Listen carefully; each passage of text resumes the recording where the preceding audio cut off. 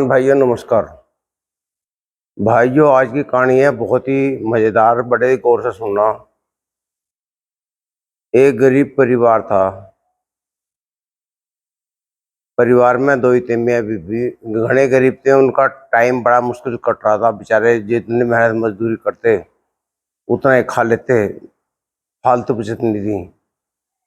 तो भाइयों घरवाली के बच्चा होने वाला है तो उन्हें चिंता होने लगी, बच्चे का पालन पोषण कैसा किया जाएगा।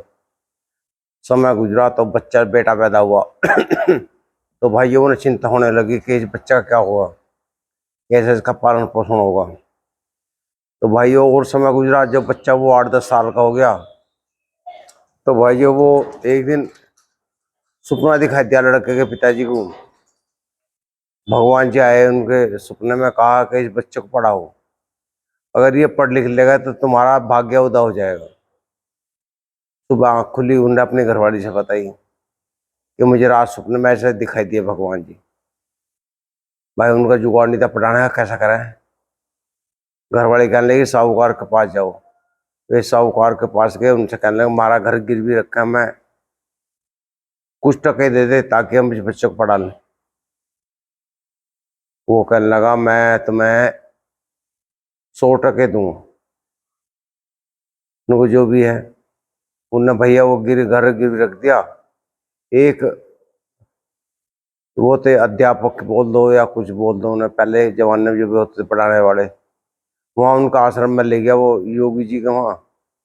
तो उनसे कहा उनको मेरा बेटा है, इसे पढ़ाना है, 10 साल का हो गया, इसे आप 10 साल के लिए मैं परिपक्व कर दो। उन्होंने कहा, उन्होंने वे जो थी 100 सरफी जो थी वे जो भी कुछ तरह से मिला था वो उन्होंने उसे दे दिए। क्योंकि ये मेरे पास है 10 साल के लिए और मैं कुछ नहीं मदद कर सकता आपको, आपकी ये भी मैं कर्ज लेकर आया हूँ। उन्होंने गुरुजी ने वो बच्चा रख लिया। भाई वो बच्चा पढ़ता रहा, समय गुजरता रह गया। बच्चा पढ़ने में बहुत होशियार था।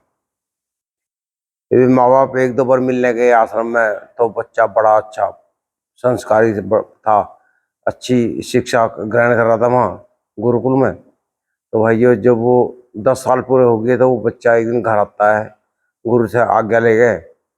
तो उसके पिताजी नहीं पहचान पाते उसे, वो तो 20 साल का जवान बेटा हो गया। तो ना वो माँ की पहचान में आया, उन्होंने कहा ना मैं तुम्हारा बेटा हूँ शंकर। शंकर नाम था उसका। तो कहने लगे बेटा हमारे पीछे में आया। फिर जब पता ने अपना परिचय दिया तो माँ भी खूब बहुत खुशी गले लगा लिया, पिताजी ने गले लगा लिया। तो भाइयों वो जो था साहूकार, जो उनसे 100 सरफी ली थी, क्या लिया था उन्होंने, अपना घर रखा था गिरवी, वो आ गया मांगना। उसे 10 साल का टाइम था ना। उसने आकर कहा भाई कहाँ है मालिक। लड़का बाहर था, लड़के ने कहा हाँ बताओ। तुम कौन? मैंने कहा लड़का हूँ, पढ़ के आया हूँ। अच्छा। सेठ बहुत चालाक था। सेठ ने कहा नुका अच्छा भैया तो अपने पिताजी से कहना कि हमारा जो कर्जा था वो समय पूरा हो गया, हमारा कर्जा चुकावे, या अपना घर खाली करो। उसने कहा अभी तक बाहर गए हैं। सेठ ने कहा नहीं, सही बताओ तुम, अगर तुम सही बता दोगे तो मैं तुम्हारा कर्जा माफ कर दूँ।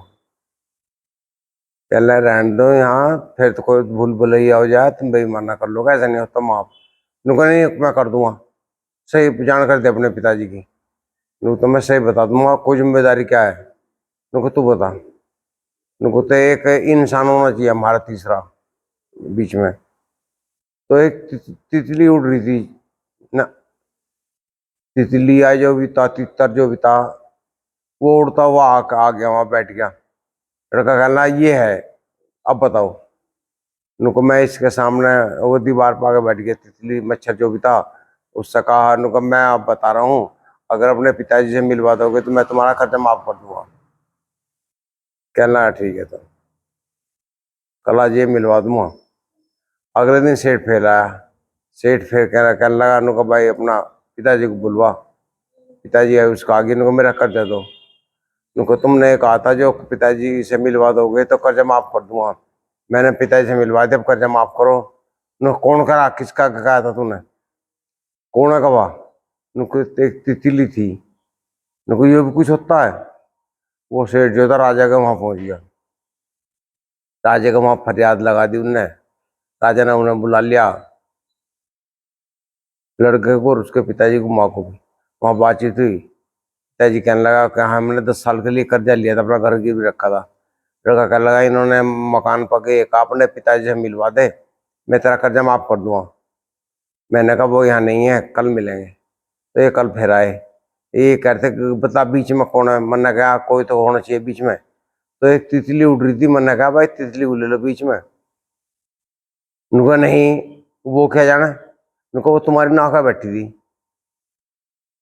मेरी नाक में कहाँ बैठी थी, वो तो दीवार में बैठी थी। राजा साहब कहने लगे वाह बिल्कुल लड़के की बात सही है, साहूकार तुम फंस गए, तुमने हांग ली तितली थी, इसका मतलब कल तुम्हारी बात हुई है लड़के से। वो कहना मेरी नाक में नहीं बैठी थी, कहीं बैठी थी, तुमने हांग तो ली, वो तितली थी, इसका मतलब बात हुई है। राजा ने जो था उस साहूकार को कहा कर्जा माफ हो गया, तुम अपने घर जाओ। तो राजा की जो लड़की थी वो सुन रही थी, उसने सोची लड़का बहुत दिमागदार है, बहुत होशियार है।